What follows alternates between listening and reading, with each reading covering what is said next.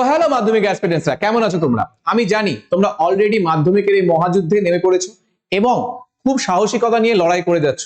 তোমাদের অনেকগুলো exam already শেষ হয়ে গেছে, সামনেই তোমাদের ম্যাথস এক্সাম। ম্যাথস এক্সামের আগে তোমাদের দুদিন মতো ছুটি রয়েছে। টেকনিক্যালি দুদিন নয়, 1.5 দিন ছুটি রয়েছে, কি তাই না? তো এই 1.5 দিন আমরা কি স্ট্র্যাটেজি ফলো করব যাতে আমাদের একটা ভালো নাম্বার স্কোর হতে পারে, সেই তথ্য নিয়েই আজকের এই ভিডিওটি আমি তোমাদের ম্যাথ এডুকেটর অভ্রনীল স্যার তোমাদের সামনে নিয়ে চলে এসেছি। তোমাদেরকে স্বাগত জানাই লেটস ইমপ্রুভ ক্লাস 9-10 চ্যানেলে। তো চলো দেখে নি কি কি পয়েন্টস ফলো করলে পরে মাধ্যমিকে আমাদের ভালো নাম্বার স্কোর করার যে প্রবাবিলিটি সেটা বেড়ে যাবে। তো ফার্স্টেই দেখো কি কি পয়েন্টস আমাদেরকে ফলো করতে হবে। তার আগে আমাদেরকে জেনে নিতে হবে যে মাধ্যমিকে ভালো নাম্বার স্কোর হওয়ার থেকে আমাদেরকে কি বাধা দিচ্ছে। দেখো, আমাদের মূলত একটাই জিনিস ভয় যে আমরা স্কোর করতে পারবো কি না, এটা কিন্তু প্যানিক। এই প্যানিককে কমানোর জন্যই আমি কিন্তু এই পয়েন্টস গুলো মেনশন করেছি যাতে তোমাদের ভীতিটা দূর হয় এবং তোমরা একটা ভালো নাম্বার স্কোর করতে পারো। তো দেখো প্রথম পয়েন্টে কি রয়েছে, তুমি কি করবে তার পরিকল্পনা করো। কখন কোন টপিকগুলো তুমি রিভাইজ করবে সেগুলো পরিকল্পনা কিন্তু তোমাকেই করে নিতে হবে। দ্বিতীয় পয়েন্টে দেখো কি রয়েছে, দ্বিতীয় পয়েন্টে দেখো তোমার সমস্যা সমাধানের ক্ষমতা অনুসারে বিষয়গুলোকে ভাগ করো।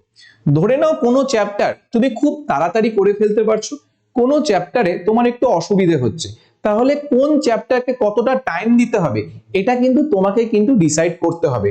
কঠিন চ্যাপ্টারকে একটু বেশি টাইম দিতে হবে আর সোজা চ্যাপ্টার গুলোকে কম টাইম। কেন? কারণ অলরেডি তোমার ওটা প্র্যাকটিসের মধ্যেই রয়েছে। থার্ড পয়েন্টে দেখো কি রয়েছে, প্রতিটি টপিকের জন্য সময় বন্টন করো। প্রত্যেকটা অধ্যায়কে তুমি নির্দিষ্ট সময়ে ডিস্ট্রিবিউট করো। কেন? তাহলে এতে তোমার তাড়াতাড়ি সিলেবাসটা শেষ করতে বা রিভাইজ করতে সুবিধা হবে। ফোর্থ পয়েন্টে দেখো কি রয়েছে, তুমি কখন বিশ্রাম নেবে তা ঠিক করো। দেখো, শুধু পরিশ্রম করলেই হবে না, 1.5 দিনের জন্য তোমাকে কিন্তু বিশ্রামও নিতে হবে। সেই বিশ্রামের টাইমটা সেটা কিন্তু তোমাকেই ফিক্স করতে হবে, কিন্তু এমন ভাবে বিশ্রাম নেবে না যাতে তোমাদের সমস্ত টাইমটাই নষ্ট হয়ে যায়। তো সেটা বুঝে নিয়ে তোমাদেরকে কিন্তু বিশ্রামের যে সময়টা ডিসাইড করতে হবে। পঞ্চম পয়েন্টে দেখো কি রয়েছে, প্রিভিয়াস ইয়ার প্রশ্নগুলোকে ভালো করে পড়ো।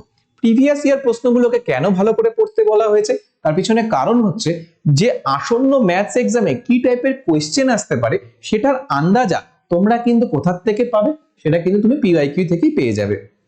ষষ্ঠ পয়েন্টে দেখো কি রয়েছে, স্বাস্থ্যকর খাবার খাও এবং সুস্থ থাকো। দেখো, আমি কেন এই পয়েন্টটা লিখেছি, আমি জানি তোমাদের অনেকগুলো এক্সাম হয়েছে, অনেকের মাথায় একটা হেডেক কাজ করছে যে আর পারছি না, এতগুলো এক্সাম অলরেডি দিয়ে দিয়েছি, যাই একটু চপ সিঙ্গারা খেয়ে নি। তো এই সব যে জাঙ্ক ফুড এগুলোকে কিন্তু তুমি অ্যাভয়েড করবে, কারণ বাই চান্স যদি তোমার শরীর খারাপ হয়ে যায় তাহলে কিন্তু তোমাদের পড়ার যে সময়টা সেটা কিন্তু নষ্ট হবে এবং রেজাল্ট ভালো হওয়ার যে সম্ভাবনা সেটা কিন্তু কমে যাবে। লাস্টে এবং মোস্ট ইম্পর্টেন্ট পয়েন্ট কি, ভালো মতন ঘুমাও। কেন? তুমি যদি ভালো ঘুমাও তাহলে কিন্তু তোমার কনসেন্ট্রেশন পাওয়ার বাড়বে এবং ম্যাথসে যে স্কোর করার এবিলিটি সেটাও কিন্তু বেড়ে যাবে। এরপর দেখো কি রয়েছে, তোমাদের জন্য লেটস ইমপ্রুভ ক্লাস 9-10 এর তরফ থেকে ফাইনাল ওয়ান শট ক্লাসেস রাখা হয়েছে। কবে কবে রাখা হয়েছে সেটা দেখে নাও। Saturday 5 PM, Sunday 7 PM। প্রতিটা ক্লাসের ডিউরেশন কতটা? 2 ঘন্টার থেকে 2.5 ঘন্টা। কেন এই ক্লাসগুলোকে রাখা হয়েছে? যাতে পরীক্ষার আগে তোমাদের একটা ফাইনাল রিভিশন তোমরা আমাদের সাথে করতে পারো এবং ভালো একটা রেজাল্ট করার যে সম্ভাবনা যাতে সেটা বেড়ে যেতে পারে, তার জন্য এই ক্লাসগুলোর আয়োজন করা হয়েছে। এই ক্লাসগুলোতে আমরা সম্ভাব্য মাধ্যমিকে যে কোয়েশ্চেন্স গুলো আসতে পারে সেগুলোকে আলোচনা করব এবং যাতে তোমাদের প্যানিক না হয় সেই জিনিসগুলো বা সেই পয়েন্টস গুলো আমরা এই ক্লাসগুলোতে কি করব, আলোচনা করব। এরপর দেখো কি রয়েছে, এই যে 1.5 দিনের যে রুটিন, সেই 1.5 দিনের রুটিনটা আমি তোমাদের জন্য বানিয়ে এনেছি। তো প্রত্যেকটা যে টাইমকে আমি 3টে ফেজে ডিস্ট্রিবিউট করেছি, অর্থাৎ 1.5 দিন সময়কে আমি 3টা ফেজে ভাগ করে দিয়েছি। প্রথম ফেজে দেখো কি রয়েছে, প্রথম ফেজে রয়েছে দ্য হাফ ডে। ফোকাস করতে কিসে বলা হয়েছে? The heavy hitters. Heavy hitters মানে যে কোয়েশ্চেন গুলোতে মার্কস বেশি সেগুলোকে তুমি হিট করবে, ঠিক আছে? বা তোমার যে কোয়েশ্চেন গুলোকে কঠিন মনে হয় সেগুলোকে প্রথম দিনে অর্থাৎ শনিবারের যে টাইমটা, যতটুকু টাইম তোমরা পাচ্ছ অর্ধেক দিন, সেটুকুর মধ্যে তোমরা শেষ করে ফেলার চেষ্টা করবে। চেষ্টা করবে যে 40 থেকে 50% সিলেবাস শনিবার রাতের মধ্যে যাতে তোমাদের শেষ হয়ে যায়, ঠিক আছে? আমি তোমাদের জন্য টাইমও দেখিয়ে দিয়েছি 4 PM থেকে 10 PM। তোমরা চাইলে 10 PM টাকে বাড়িয়ে 11 PM ও করতে পারো, সেটা তোমাদের সুবিধা অনুযায়ী, ঠিক আছে? নেক্সট দেখো কি রয়েছে। এবার ফেজ 1-এ আমাদের কি করতে হবে? তোমরা অলরেডি সূত্রগুলোকে রিভাইজ করতে শুরু করে দেবে, কিন্তু তোমরা মুখস্থ না করে কি করবে? লিখে প্র্যাকটিস করার চেষ্টা করবে, যাতে তোমাদের মনে থাকার সম্ভাবনা বেড়ে যায়। সেকেন্ড পয়েন্টে দেখো কি রয়েছে। 5 PM এ যদি ক্লাস শেষ হয়ে যায়, তাহলে 5 মিনিটের একটু বিশ্রাম নাও, তারপর সবচেয়ে কঠিন অধ্যায়গুলো দিয়ে শুরু করো। তোমাদের স্যাটারডে একটা 5 PM এর ওয়ান শট ক্লাসের ব্যবস্থা করা হয়েছে, যেখানে আমরা বিভিন্ন টাইপের কোয়েশ্চেন সলভ করব, এবং সেই কোয়েশ্চেনগুলো টোটালটাই কি থাকবে? মাধ্যমিক রিলেটেড থাকবে, মানে এই কোয়েশ্চেন থেকে আসার সম্ভাবনা কিন্তু 100%। তো এই ক্লাসটা করার পর তোমাদের 5 মিনিটের একটু রেস্ট নিতে হবে। 5 মিনিটের রেস্ট নেওয়ার পর তারপর কিন্তু তোমাদের নিজস্ব পড়া কিন্তু স্টার্ট করতে হবে। কোন কোন অধ্যায়গুলোকে প্র্যাকটিস করতে পারো তোমরা? দেখো, অনুপাত, ভেদ, ত্রিকোণমিতি, জ্যামিতির 1 নম্বর 2 নম্বরের প্রশ্নগুলো এবং চক্রবৃদ্ধি সুদ। নেক্সট দেখো কি রয়েছে। যদি তোমার প্রথম ধাপের যদি টার্গেট শেষ হয়ে থাকে, তাহলে বুঝে নেবে যে তোমাদের 50% যে ব্যাটেলটা তোমরা কিন্তু জিতে নিয়েছো, ঠিক আছে? এরপর রয়েছে ফেজ 2। ফেজ 2 তে দেখো কি রয়েছে। ফেজ 2 অর্থাৎ সকালবেলার সময়, এখানে কিন্তু ফোকাস করতে হবে মিড লেভেল চ্যাপ্টার গুলোর উপরে, মানে যে চ্যাপ্টার গুলো মানে কম বলতে পারো কঠিন বা ইজির দিকে, সেই চ্যাপ্টার গুলোকে কিন্তু প্র্যাকটিস করতে হবে। টাইম দেখো কতটা রেখেছি আমি, 8 AM থেকে 3 PM অবধি, ঠিক আছে? প্রথমেই দেখো কি করতে হবে। প্রথম ঘুম থেকে উঠে নিয়ে তোমরা 2 ঘন্টা আগের দিন যে কোয়েশ্চেন্স গুলো পড়েছো, যেগুলো তোমার মনে হচ্ছে যে আমি ভুলে যাচ্ছি বা আমি এই জায়গাগুলো বুঝতে পারছি না, তো সেগুলোকে ফার্স্টেই তোমরা 2 ঘন্টার জন্য রিভাইজ করে নেবে। 2 ঘন্টা রিভাইজ করার পর কি করবে? 5 মিনিটের রেস্ট নেবে, ঠিক আছে? 5 মিনিটের রেস্ট নেওয়া যেই হয়ে গেল, যে অধ্যায়গুলো তোমাদের হাতের কবজার মধ্যে আছে বা হাতের মধ্যে আছে, সেগুলোকে ভালো মতো রিভিশন করে নেবে। তারপর বিকেল 3টের মধ্যে তোমাদের চেষ্টা থাকবে কি?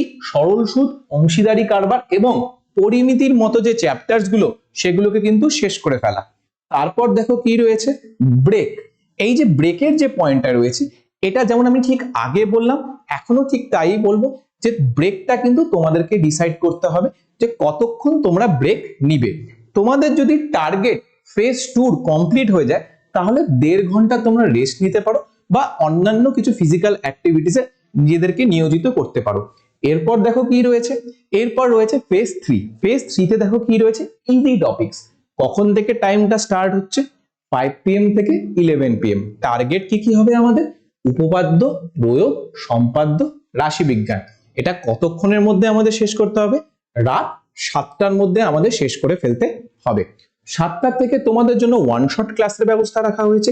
সেই ওয়ান শট ক্লাস যখন শেষ হয়ে যাবে, তারপরে কিন্তু তোমরা আবার 5 মিনিটসের একটু রেস্ট নেবে। রেস্ট নেওয়ার পর কি করবে? আরো 1 ঘন্টা তোমরা কিন্তু পড়াশোনা করবে। যে কোয়েশ্চেন্স গুলো তোমাদের মনে হচ্ছে যে একটু ডিফিকাল্ট, ভুলে যাচ্ছি, সেগুলো কিন্তু এই টাইমের মধ্যে কিন্তু তোমাদের প্র্যাকটিস করতে হবে। এতে তোমাদের কি হবে? এতে তোমাদের কিন্তু আত্মবিশ্বাসটা কিন্তু বেড়ে যাবে, এবং যখনই কনফিডেন্স বেড়ে যাবে, ভালো রেজাল্ট হওয়ার চান্সেসও কিন্তু তোমাদের বেড়ে যাবে। তারপর দেখো কি রয়েছে। রাতের খাবার শেষ করার পর ঘুমানোর আগে সূত্রগুলি মনে করার চেষ্টা করো। তোমার রাতের খাওয়া শেষ হয়ে গেল, তুমি একটু রেস্ট নিয়ে নিলে, ঘুমানোর আগে একবার যে ফর্মুলাস গুলো তোমাদের কঠিন মনে হচ্ছে বা ভুলে ভুলে যাচ্ছ, সেগুলোকে একবার তোমরা মনে করার চেষ্টা করো। যদি কোনো কারণে মনে না করতে পারো, তাহলে কিন্তু খাতায় একবার লিখে ফেলো, তারপর কিন্তু তোমরা ঘুমিয়ে পড়বে, ঠিক আছে?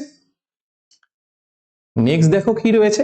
ভালো ঘুমাও, কারণ ঘুম সতেজ মনের জন্য গুরুত্বপূর্ণ, এবং সতেজ মন তোমাকে যে কোনো কঠিন পরিস্থিতি থেকে বেরিয়ে আসতে সাহায্য করতে পারে। দেখো, ঘুমটাকে কিন্তু আমি একটা মোস্ট ইম্পর্টেন্ট পয়েন্ট বলে মনে করি। যেহেতু হাতে 1.5 দিন, আমি জানি তোমরা অনেকেই কঠোর পরিশ্রম করবে, এতে কিন্তু তোমাদের ঘুমের ব্যাঘাত হতে পারে। তো পরীক্ষার হলে তোমার যদি কনসেন্ট্রেশন যদি একটু নষ্ট হয়ে যায়, রেজাল্ট ভালো হওয়ার সম্ভাবনাটাও কমে যাবে। আর কনসেন্ট্রেশনকে কে বাড়াবে? ঘুমটা তোমাকে বাড়াতে হেল্প করবে, ঠিক আছে? তো ভালো মতো কিন্তু তোমাদের একটু রেস্ট নিতে হবে, অর্থাৎ ঘুমোতে হবে, যাতে তোমাদের কনসেন্ট্রেশনটা বাড়ে। আর কনসেন্ট্রেশন বাড়লে অটোমেটিকলি রেজাল্ট ভালো হওয়ার যে সম্ভাবনা, সেটাও কি হবে? বেড়ে যাবে। এরপর দেখো কি রয়েছে। আত্মবিশ্বাসী হও, কারণ তুমি 1 বছর ধরে অনুশীলন করেছো। তোমরা 1 বছর ধরে পড়াশোনা করেছো, লেটস ইমপ্রুভের সাথে তোমরা অনেক ক্লাস করেছো, তোমরা দেখেছো যে আমাদের ক্লাসেস থেকে কমনও এসেছে, আর আমাদের ক্লাসেস থেকে কমন আসার থেকেও বড় কথা তোমরা প্র্যাকটিস করেছো, তাই না? তো সেই প্র্যাকটিসটা তোমাদের মধ্যে একটা কনফিডেন্স সঞ্চার করেছে এবং তোমরা কিন্তু একটা ভালো রেজাল্টের দিকে কিন্তু আস্তে আস্তে এগিয়ে যাচ্ছ। তো কনফিডেন্ট হও, ডেফিনেটলি তোমরা একটা ভালো রেজাল্ট করতে পারবে। এই আত্মবিশ্বাসটা নিজেদের মধ্যে নিয়ে আসো। তোমরা সমস্ত কিছু করেছো, লেটস ইমপ্রুভের কোয়েশ্চেনও তোমরা সলভ করেছো, নিজেদের থেকেও অনেক কোয়েশ্চেন সলভ করেছো এবং তোমাদের ভালো রেজাল্ট ডেফিনেটলি হবেই হবে, এই চিন্তা নিজেদের মধ্যে নিয়ে আসো। এরপর দেখো কি রয়েছে, এরপর রয়েছে অল দ্য ভেরি বেস্ট। মানে আমাদের এই ভিডিওটার শেষ পয়েন্টে আমি চলে এসেছি, অর্থাৎ তোমাদেরকে আমি বলছি অল দ্য বেস্ট, ভালো মতো পড়াশোনা করো, এই 1.5 দিন খুব ভালো মতো রিভিশন দাও যাতে তোমাদের রেজাল্ট খুব ভালো হতে পারে এবং তোমাদের বাবা মার নাম যেন তোমরা উজ্জ্বল করতে পারো। তোমাদের সাথে দেখা হচ্ছে নেক্সট ভিডিওতে। তোমরা মন দিয়ে পড়াশোনা করো, ডেফিনেটলি তোমাদের মাধ্যমিকে একটা ভালো রেজাল্ট হবেই হবে।